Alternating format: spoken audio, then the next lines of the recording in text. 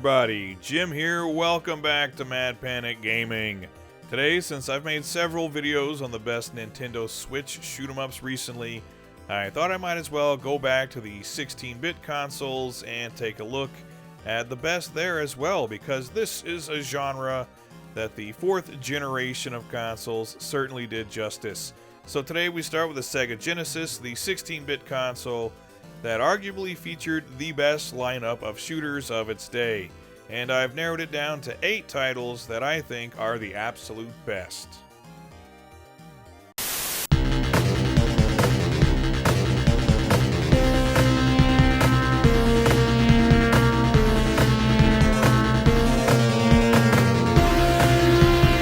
Starting with a pretty obvious pick, this is MUSHA, aka MUSHA Alesta on the Japanese Mega Drive, making it part of Compile's long-running and much celebrated Alesta series that spans across numerous different consoles. MUSHA is fairly unique among its Genesis shooting peers in terms of aesthetics, merging feudal Japan with futuristic robots, and it has you piloting a decidedly kick-ass mech suit.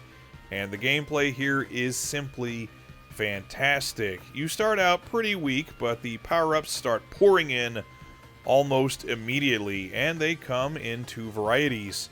The small P-chips you collect will increase the strength of your main shot, and eventually grant you some little satellite options to further boost your firepower. And you can actually change the way they behave with the push of a button. They can rotate around you, home in on enemies, or stay in tight formation with you. The other power-ups are big floating orbs that come in 3 different colors and grant you various abilities. And the more you pick up of the same color, the stronger their effect becomes.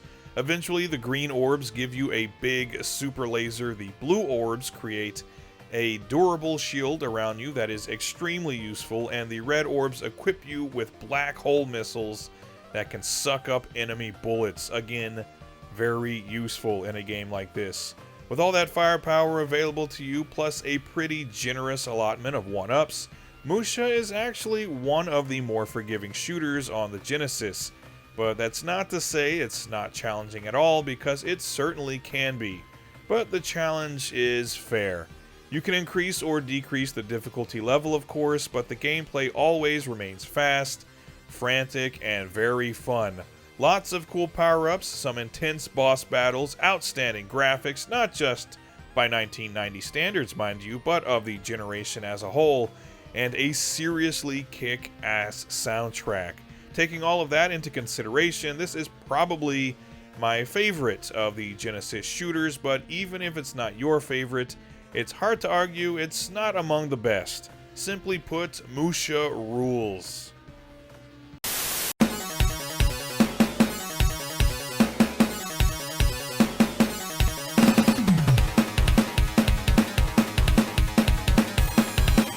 Next up, Troubleshooter, aka Battlemania, and this is another game that has a very forgiving difficulty, making it a decent choice for people who either aren't particularly good at shooters or might be new to the genre. It's very generous with health power-ups, so if you play with a bit of caution, you can rack up a lot of hit points, and the main gimmick to the gameplay is that you're playing as 2 characters at once, with Mania locked into firing to the right of the screen, and Maria being able to fire either right or left, and you'll be doing a lot of swapping back and forth as enemies come at you from various locations and angles around the screen. As usual, you can increase your weapon strength with power-ups, but before each stage you can also choose between several different attachments that grant you different super bomb attacks. And instead of having a limited supply, you simply have to wait for your charge meter to be full to use it, and these attacks are pretty devastating, either wiping away lots of smaller enemies in a single stroke, or dealing some big damage to bosses. Again, it's on the easier side of the shooter scale, but it's still very fun, and has probably my favorite characters and setting of any 90s shooter. Mania and Maria are kind of like a 16-bit dirty pair, and Troubleshooter overall features a great 80s anime aesthetic that I really like. The visuals are elaborate and colorful, the gameplay is smooth and fluid, and the soundtrack is really catchy and enjoyable too. Overall, this is a fantastic game, and it also has a sequel that unfortunately never made its way to the Genesis, that being Battlemania Daigenjo, which is even better in my opinion, primarily because it allows for 8-directional shooting, which is a godsend. So consider this my endorsement of both games, I guess. However you can, definitely give one or both of the Battlemania games a try, they are awesome.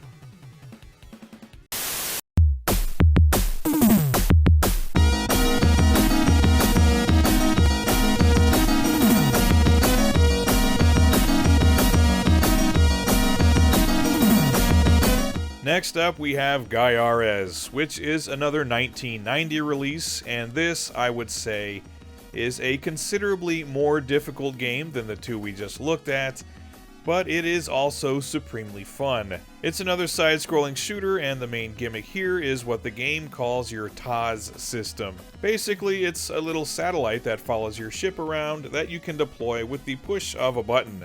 It'll then attach itself to an enemy, and when it returns, it brings with it a new weapon system.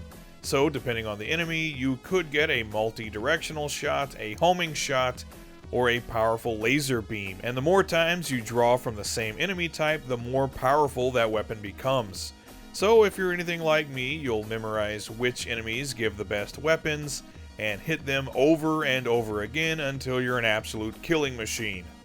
Aside from that, the TAS itself also fires whatever weapon you have equipped, and it can act as a shield, canceling any bullets it comes into contact with. You also automatically drop missiles as you fire, and the only actual collectible power-up in the game is a Darius-style energy shield that lets you absorb a few hits before dying, which is an indispensable power-up because Gaiares can be pretty tough at times. But it is very fun and the controls are spot on.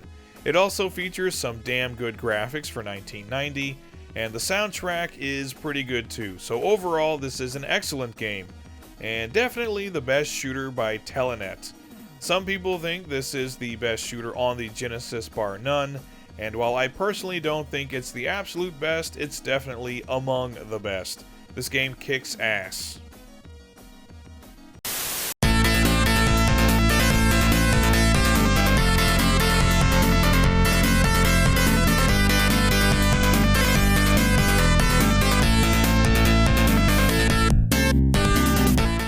Next up, we have the original Raiden, or as it's known on the Genesis, Raiden Trad. I don't know what the Trad is supposed to stand for, but in Japan this game is known as Raiden Densetsu, which means the Raiden Legend, which I guess makes sense because in some ways this game is indeed legendary. At least as far as it inspired a ton of clones in the early and mid-90s, but this original game is still a hell of a lot of fun to play. If you've never played a Raiden game, the premise is pretty simple. It's a vertically scrolling shooter that offers you different colored weapon power-ups to choose from, each granting a different weapon system. And the more you collect of the same color, the more powerful that weapon becomes. Here you only have red and blue to choose from, but a purple laser shot would be introduced in the sequels. You can also pick up missile power-ups that either grant homing or power missiles, and to top it off, you have a limited supply of super bombs. So you've at least got some options here on how you'll tackle this game. I personally stick with the good old spread shot and homing missile combo, covering as much of the screen as I possibly can. But the high damage of the blue laser and power missiles is especially useful when you want to make quick work of bosses. Overall, this is an admirable port of the original arcade game, even if it admittedly features some fairly bland graphics. The sound design, I would say, fares better than the visuals. It's pretty good, but at the end of the day, this is Raiden, and the most important aspect is the gameplay, which is solid, fun, and definitely challenging. The first stage or two might lull you into a false sense of security, but that's when Raiden Trad decides to start kicking your ass. I've been playing this game off and on for the last 30 years, and it still gives me a run for my money. But if you're just looking for a solid shooting experience that'll keep you coming back for more, this is where it's at.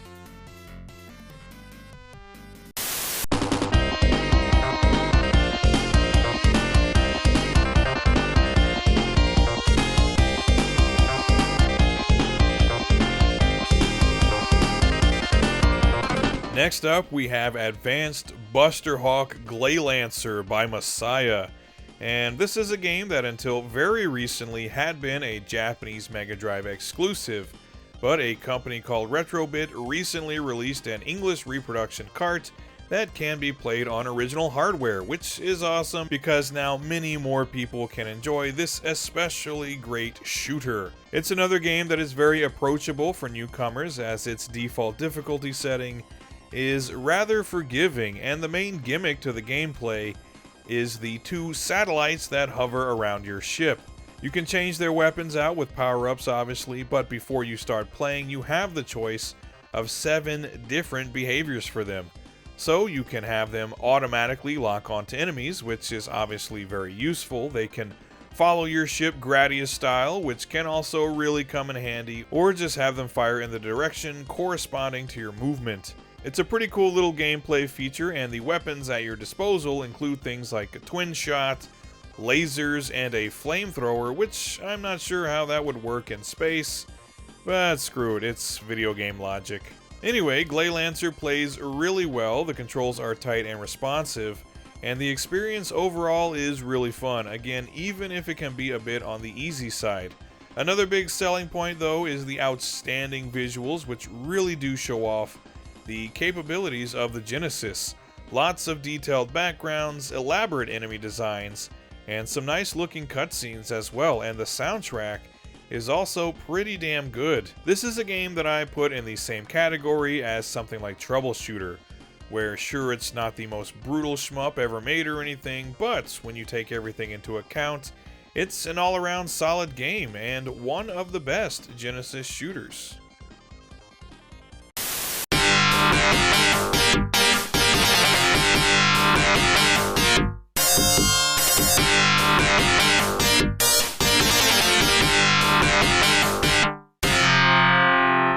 Next up, a game I had a mild obsession with for a while, and that is Fire Shark.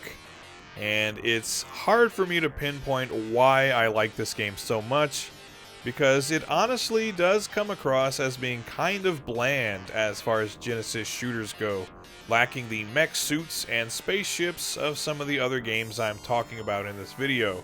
But it just has that solid feel that Toaplan games typically had.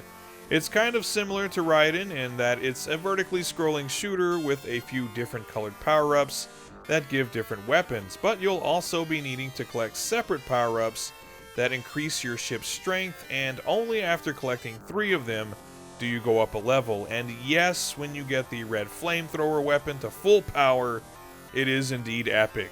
You also have some super bombs at your disposal, but other than that, this is just a straightforward and very well-made shooter. It's not the toughest shooter on the Genesis, in fact it's one of the few that I've ever cleared without dying, but it still presents a decent enough challenge on the default difficulty setting, and you can bump it up if you want something a little more intense. The major drawback though is when you die deep into the game, you get sent back to a checkpoint and you are completely powered down. You're basically screwed and might as well just start the whole game over. That's probably why I eventually cleared this one without dying, because that's really the only way to approach it. If I get killed in stage 8, I just hit the reset button. Anyway, this certainly isn't the flashiest shooter on the Genesis, but it's a hell of a lot of fun and one I go back to time and time again. Fire Shark is pretty damn good.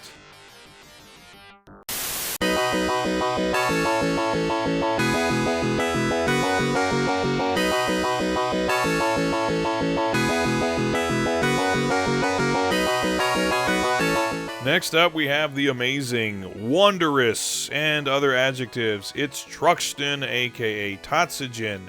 And this is another Toaplan shooter, and it takes the basic gameplay premise of Fire Shark, beefs it up, and sends it to outer space. You again have different colored power-ups to choose from that grant different weapons, and you also need to collect separate power-ups to increase your weapon strength. But instead of only needing 3 to level up, you now need 5. But once you do level up, you get some serious firepower.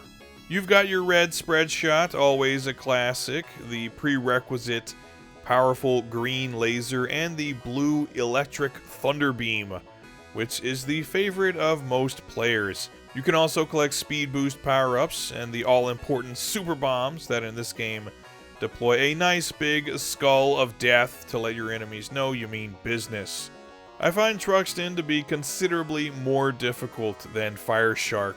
There's seemingly more bullets to contend with, enemies often take longer to kill, and their movements are more erratic. So yeah, it seems like the plan all along was to make a more difficult Fire Shark in space. Which, come to think of it, I'd love to literally see the plane from Fire Shark fly into outer space, just like in Strikers 1945, and start kicking some alien ass. Anyway, Truxton.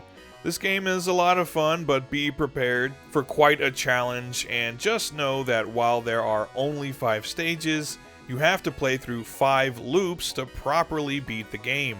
And that literally takes hours to do, so strap in if you really want to see this one all the way through. I usually just settle for 1 loop, or at least until I die, hurl some profanities, and then play something else. Difficulty aside, this game looks good, sounds good, and plays great. It's a classic for a reason, and you may have already noticed, but I'm actually playing an enhanced version via a ROM, with further improved graphics and sound to make the experience even closer to the arcade. It's not an official release obviously, but if you're playing on an emulator, this version is excellent. And since everyone says I sound like Mark from Classic Game Room, it's the best shoot 'em up in the known universe, it's got to be Truxton. It might also be the best shoot 'em up in unknown universes, we just don't know.